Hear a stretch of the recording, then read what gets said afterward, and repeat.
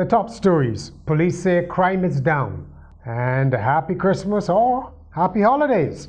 This is Nation News for Christmas Eve, December the 24th. I'm Bertram Niles. You want your loved ones around to celebrate, especially those living far. And with Digicel Top-Up, Dad can help you bring life to the party and be part of the celebration. Ask him to send you Digicel Minutes.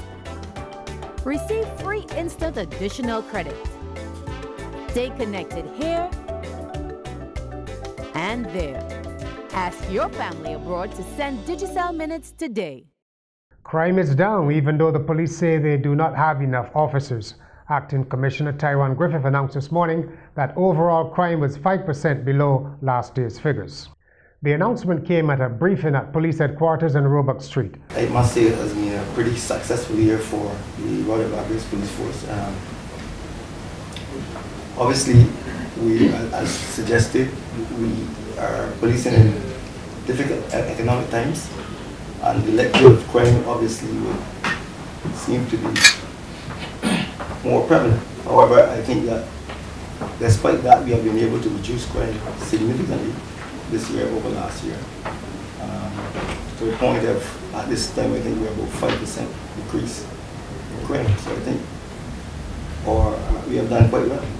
The police chief also took the opportunity to announce the appointment of Senior Superintendent Keith Ellis as Director of Music of the Royal Barbados Police Force Band.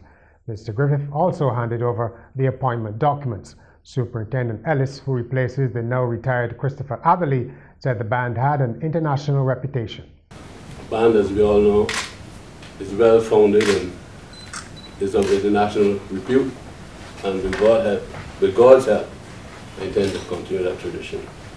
Mr. Griffith and a number of senior police officers then made the annual walk through Bridgetown.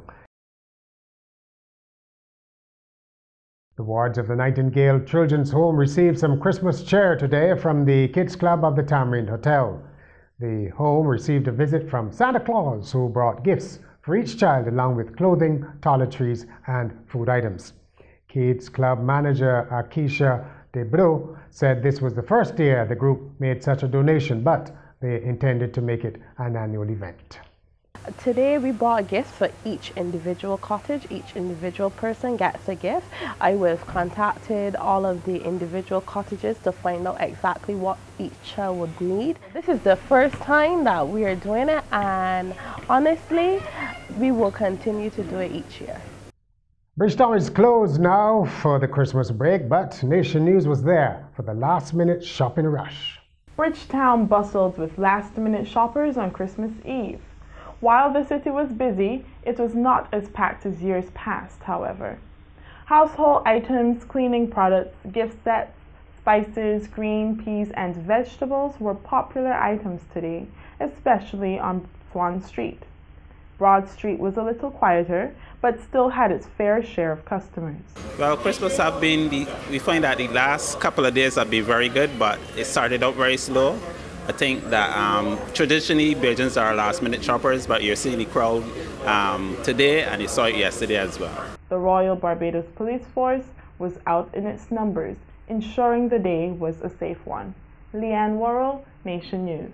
At Courts, every day we bring affordability, convenience, innovation, and style to over 1 million customers in 11 countries. From homes to communities, we are proud to make a difference in the lives of many across the region.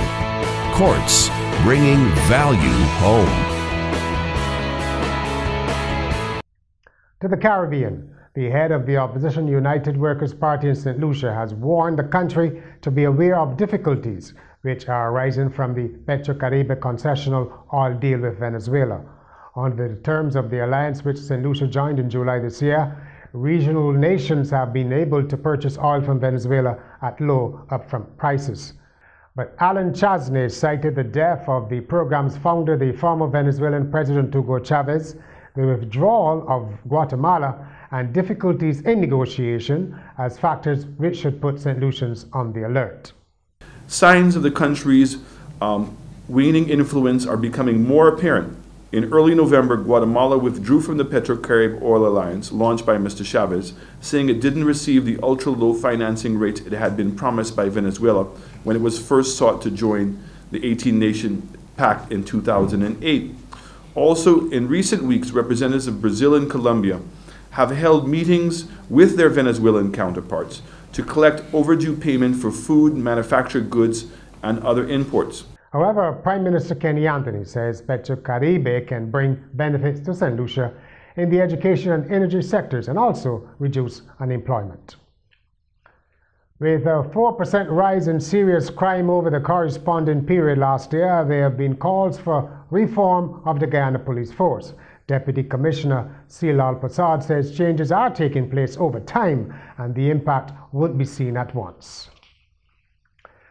In sport, at this time tomorrow, Christmas Day, the West Indies will be in action against New Zealand in the first one-day international, hoping for a much better performance than the dismal returns in their test defeat.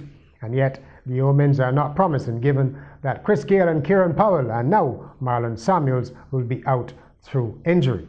Skipper Dwayne Bravo is hoping that others will come through and give long-suffering West Indies fans some Christmas cheer. Keep hoping.